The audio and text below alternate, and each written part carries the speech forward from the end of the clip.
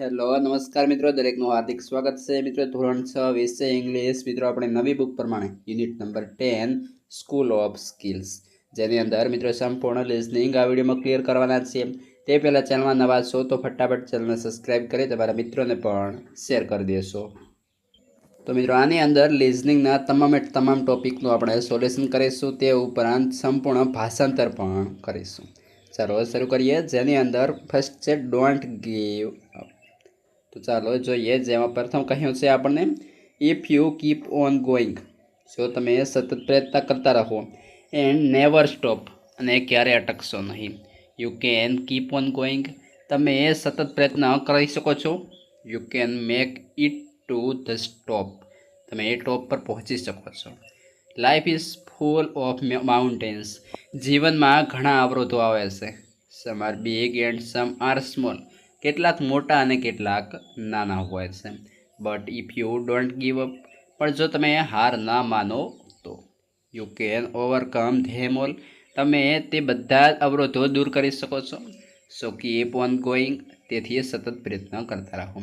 Try not to stop, અને પ્રયત્ન કરો કે અટકો નહીં. When you keep on going, જ્યારે તમે સતત પ્રયત્ન કરતા રહો, you can make it to the top, તમે ટોપ પર પહોંચી શકો છો. મિત્રો કહેવાના મતલબ કે કોઈ પણ પરિસ્થિતિ આવે હંમેશા આપણે પ્રયત્ન કરતા રહ્યું, જેથી કરી ક્યાંક ને ક્યાંક મિત્રો જે છે આપણને સફળતા મળતી રહેશે. ત્યારબાદ આગળ આપણને કહ્યું છે find out the words from the poem that have sound as given below.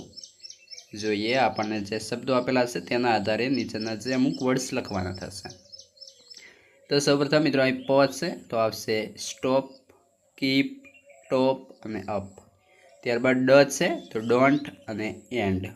ત્યારબાદ આગળ છે ક તો આવશે મેક અને કીપ.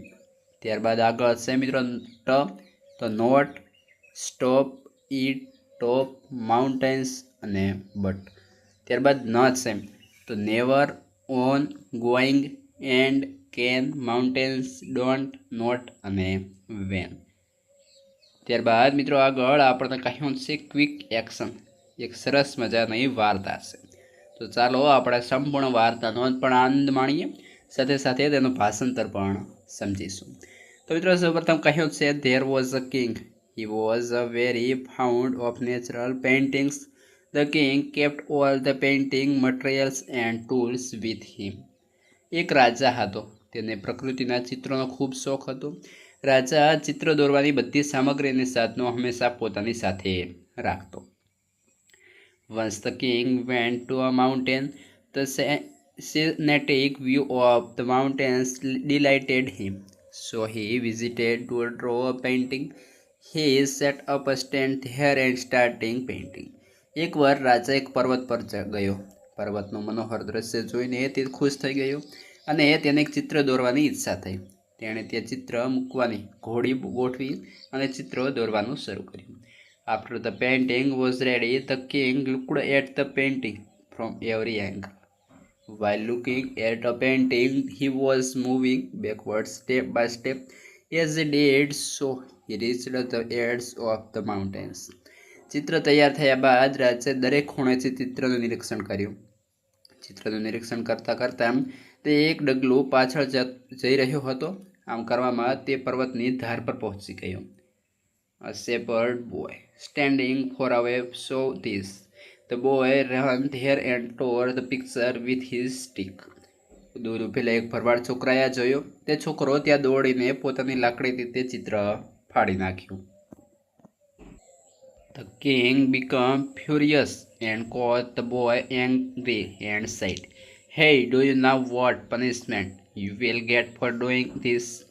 રાજા ખૂબ ગુસ્સે થયો અને ગુસ્સામાં તેણે છોકરાને પકડીને કહ્યું, એ આવું કરવા માટે તને શું સજા થશે તેની તને ખબર છે? The boy fearlessly said, "Even if I get death penalty, I accept it. I am just a simple shepherd. How much is my life worth? But if something had happened to you, the kingdom would have become orphan." છોકરાએ નિર્ભયતાથી કહ્યું, મને જો મૃત્યુદંડ મળે તો પણ હું સ્વીકારું. હું તો એક સામાન્ય ભરવાડ છું. મારા જીવનનું શું મૂલ્ય? પણ જો તમને કંઈક થયું હોત તો આ રાજ્ય અનાથ થઈ જાય. The king continued angrily, Hey fool, what was happening to me? રાજા ગુસ્સામાં આગળ બોલ્યો, અરે મૂર્ખ, મને શું થવાનું હતું? The boy replied, Maharaj, you have reached the edge of the mountains. If you had taken even one more step then. છોકરાએ ઉત્તર આપ્યો, મહારાજ, તમે પર્વતની ધાર સુધી પહોંચી ગયા હતા. તમે જો એક પણ ડગલું ભર્યું હોત તો. When the king looked back, he was surprised and thanked the shepherd boy for saving his life. જ્યારે રાજાએ પાછળ જોયું ત્યારે તેને આશ્ચર્ય થયું અને એ તેનો જીવ બચાવવા બદલ તેણે ભરવાડના છોકરાનો આભાર માન્યો. The king brought the boy to the palace, called his parents and rewarded them too. He decided to pay for all expenses of his education and upbringing from the royal treasury. રાજાએ તે છોકરાને તેના રાજમહેલમાં લાવ્યો, તેના માતા પિતાને બોલાવ્યા અને તેમને પણ ઇનામ આપ્યું. તેના શિક્ષણનો અને ઉછેરનો બધો ખર્ચ રાજ્યની તિજોરીમાંથી આપવાનો નિર્ણય કર્યો. તો મિત્રો, આ સાથે આપણે સરસ મજાની નાનકડી વાર્તા પૂર્ણ થાય છે. ત્યારબાદ નીચે આપણને પ્રશ્ન આન્સર આપવાના છે, એટલે કે પ્રશ્નના જવાબ આપવાના છે, જેની અંદર પહેલો પ્રશ્ન છે, what would have happened if the shepherd boy was not around? Answer થશે, If the shepherd boy was not around, the king would have fallen off the mountains. ત્યારબાદ પ્રશ્ન 2 છે, How would you save the king if you were the shepherd boy? Answer થશે, I would do what the shepherd boy did. પ્રશ્ન 3, Was the king angry in the end? Answer થશે, No, the king was not angry in the end. પ્રશ્ન 4, જેની અંદર think of the different ends for the story. તો મિત્રો, આ જે છે તમારે જાતે એટલે કે સેલ્ફ સ્ટડી, તમને જો એવી કોઈ અન્ય યાદ હોય, ખબર હોય, ગમતી હોય એવી સ્ટોરી તમારે ત્યાં લખવાની રહેશે. ત્યારબાદ આગળ કહ્યું છે, જેની અંદર પ્રશ્ન 2, જેની અંદર આપણને કહેવામાં આવે છે, dark the circles of the correct options. પહેલો ક્વેશ્ચન રહેશે, the king was lost in the painting because. તો આપણો ઓપ્શન સી જવાબ આવશે, હી લવ્ડ પેઇન્ટિંગ. ત્યારબાદ વિકલ્પ નંબર 2 છે, what did the shepherd boy help the king. તો આપણો ઓપ્શન એ સાચો બનશે, the king took care of all the people. ત્યારબાદ આગળ વિકલ્પ number 3, choose the similar word for angry.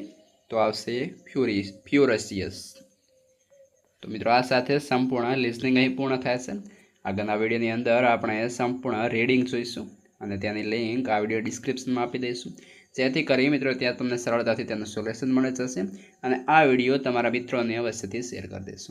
મિત્રો, આપણી બુક પર તમારા ધોરણ 6ના તમામ સોલ્યુશન ઉપલબ્ધ છે, જે તમને આ વિડીયો ડિસ્ક્રિપ્શનમાંથી તમામ લિંકો મળી જશે.